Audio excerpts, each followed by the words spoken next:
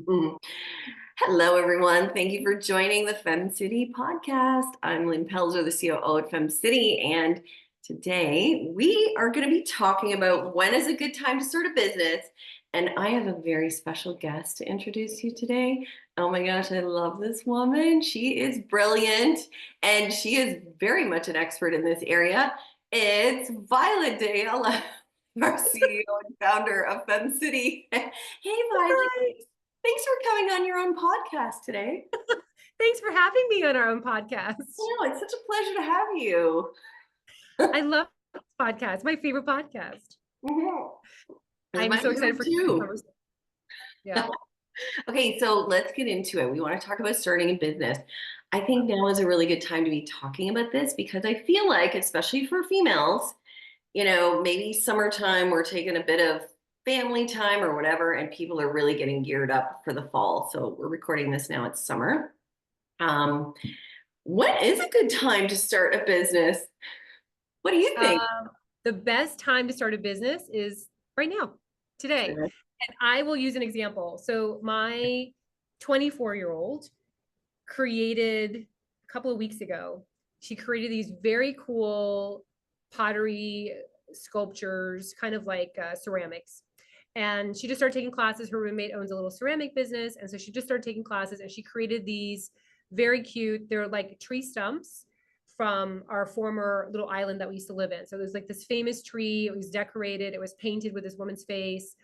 It was there for our entire life on the island. And then new owners came in and tore down this tree. And so it's an iconic piece in our former little neighborhood.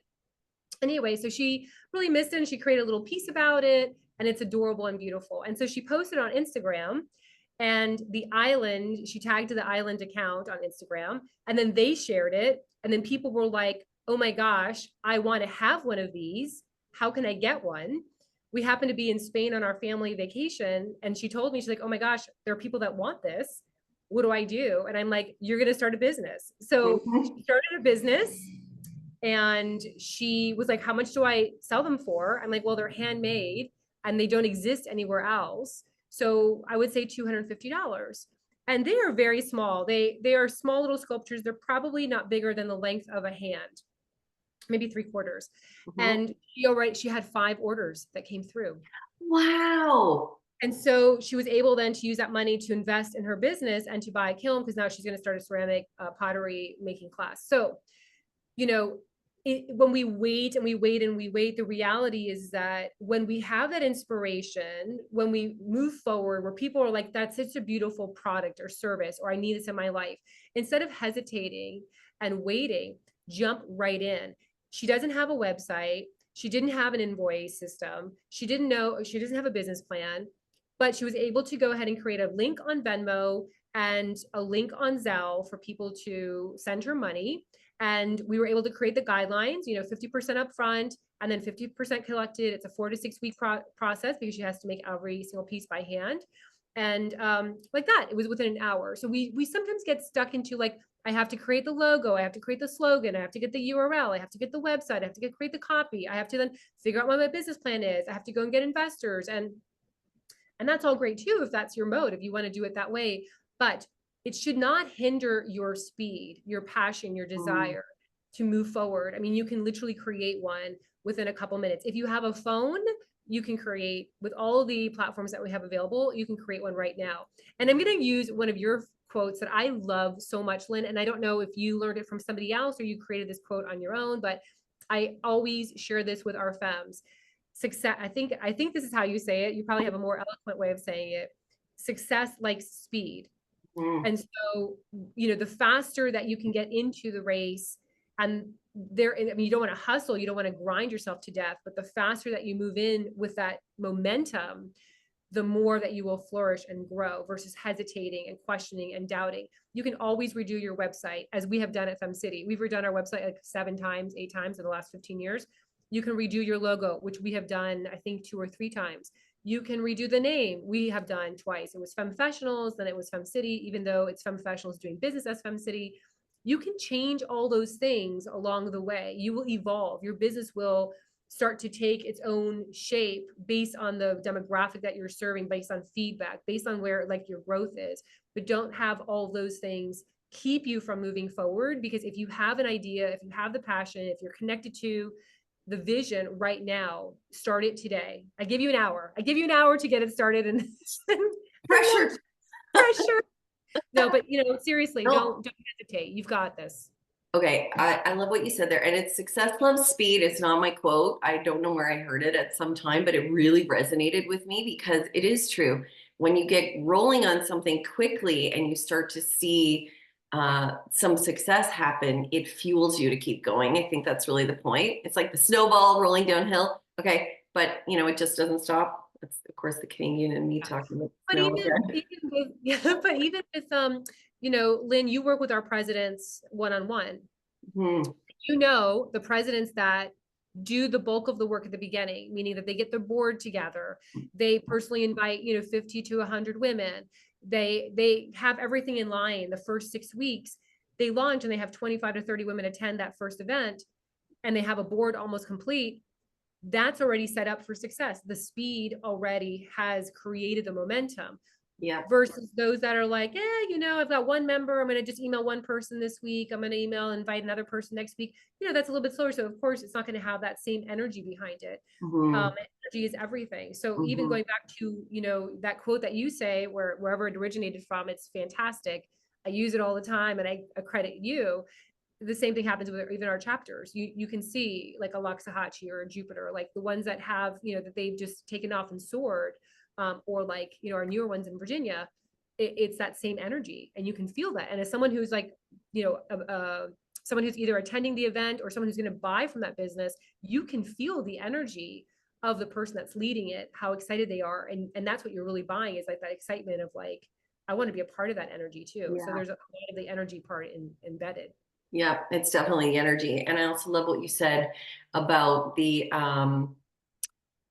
getting started right away, because Yeah. you don't have to know everything. And all those other things, the logo, the plan, all that. Yeah, yeah, yeah. Okay, we're not saying don't do that. But that's not the fun part. And Yeah. then when you're having less fun, your energy goes down and you get stuck in the, oh no, too many questions, too many thoughts. So I love that you said just get started. You got to do all that other stuff, but just get started, because once you get started, you're committed, then you're moving. That Yeah. momentum is happening. Okay. And even with, let me just add one more thing. Yeah. With professionals, when we started, like I didn't have a business model. I didn't have a way to monetize it. I was just doing FemCity for fun. Like I was like, I just want to bring women together. And it wasn't until the volume started coming to me that I had to take a pause back and go like, what is happening here? Like, why do we have women across the country asking for a professionals FemCity chapter? Why does everyone want to be a part of this? So it can even be from the growth, can be even from that perspective, where you just start moving forward in the energy, not knowing where it's going to go. And then you pause and you go, well, wait a moment. I think this is like a business. I think like this is something that I could actually create. So you could even, and I know the investors and the angel investors and all the, the big wealth, blah, blah, blah. They're going to be like, oh, don't do that. Like you have to have the numbers and you have to do this, but there are ways to succeed. I mean, you have a lot of businesses that succeeded because of passion. And they just were like, oh, well, I guess I'm going to create this and see where it takes me. And sometimes those Mhm. can be very successful too. Yeah. I just have to pause the whole conversation to say this. You and I are like grinning at each other talking. And I think we're talking fast today because energy. For everyone listening, Violet and I just had a meeting together before this where we were talking about FemCity and getting fired up about things. So now we're like, we're excited. So if we're talking faster than we usually I do. know, and the Cuban side of me, like I remember when Steve and I first got married, Steve's mom would say to me, "Can you slow down a little bit?" Like I would speak so fast because Cubans just generally speak like so fast. So I think I think that's my default. So I need to Oh, I like it. slow I it like it. It's down. good energy. Okay, I will move us to the next question though. What are some of the key elements to know before you start a business? Okay, so we've got this idea. We want to start. We actually want to start it, but what are some of the things we would need to know? I think, the sweet spot is, because I hear this a lot from our femmes, I know FemCity people feel like you have to have a business already, but FemCity is really a great nurturing ground for those that are thinking about starting a business. And I Mhm. think when we have this conversation with our members, whether it's in the group coaching or when it's in the get to know or the, the membership orientation, is that really think about, what do you love to do? What is the thing that makes you so happy, whether it's writing or, creating video content or speaking, maybe creating products, whatever that is. What do you love to do? Think about that. Then think about, how does it help other people? And how would it help other people? So does it make other people happy? Does it make them, have a happier life, a more joyous life, a more balanced life? Or does it help them make more money? Thinking about what you love and how it helps other people is a great place to start as to what you can do for creating a business. Then the third piece would be the monetization. So if you can just think of those three elements, because if you're like, I need to start a business, now's the night. Now Violet's got me all gung ho to start a business in the next hour. What All do I hyped start? up. Start thinking about just those three, because that's where the sweet spot is that if you look at FemCity as an example, I love helping women. I mean, I owned a Pilates studio for 10 years. It was for women only. I love a community of women. I love seeing women cheer each other on. I love seeing them succeed. Great. That's one piece. Then the other piece is that, how do I help people? Well, I've been in business since I was 22 years old, so I can help women start businesses. So that's my second piece. The third thing is the monetization part, right? A membership-based business. So using me as an example, what are your three prongs? What are those three circles? And then the heart of that is where that business can possibly be. And by the way, maybe you started and it doesn't work out. That's totally fine. I have friends that have sold companies for 60, $70 million. And you know what? They had a couple that failed. So not every business will take on. Maybe you do it for a little bit and you're like, yeah, you know what? I don't feel it anymore. That was fun while it lasted. Like, look at when the pandemic happened. There were a bunch of my friends that started creating masks, very cute masks, masks that were made out of like Liberty, London fabric, or, vintage Louis Vuitton bags or whatever. You know what? They made a lot of money. It was a good ride. After the end, you know what? That was fine. They moved on to something else. So you don't get worried about and stressed about all that. Keep the energy high. Just thinking about those three things will help you to get started in that direction of starting a business. Okay, I love that. And when you said about monetization, I'm backing up to what you were talking about earlier about the creative business and your daughter saying, what should I charge? I think it's great to consult someone else that has experience about it, because we might be tempted to be afraid to charge what it's worth. And you need that confidence of someone else who's been there to say, this is unique. You Yeah. need your hands to do it. Like all of the reasons why the price should be 250. And I don't know if she was kind of thinking, ooh, will people pay that? And what if they don't? Oh, for Um, sure. yeah, but when you have the confidence, I think, so here's what else I love about FemCity is that we have all these women who have done it before, right? That are kind of mentoring in these small ways or big ways of other women to encourage them. They're like, yeah, no, for sure. Let me have a little review of that. Yeah, your product is worth this. Your service is worth this.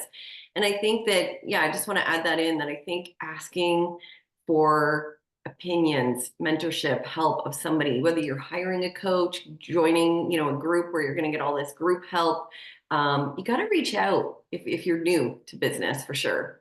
Yeah, I love that. And even myself, so as someone who I think is a seasoned entrepreneur, I still ask people for advice. So about 2 years ago, maybe three, I don't know. I have no sense of time. I say 2 years ago, it could be 10 years ago. Years Yeah. ago, I was approached to be a keynote speaker, and I got the information, and they were like, what do you charge? Like, what's your proposal?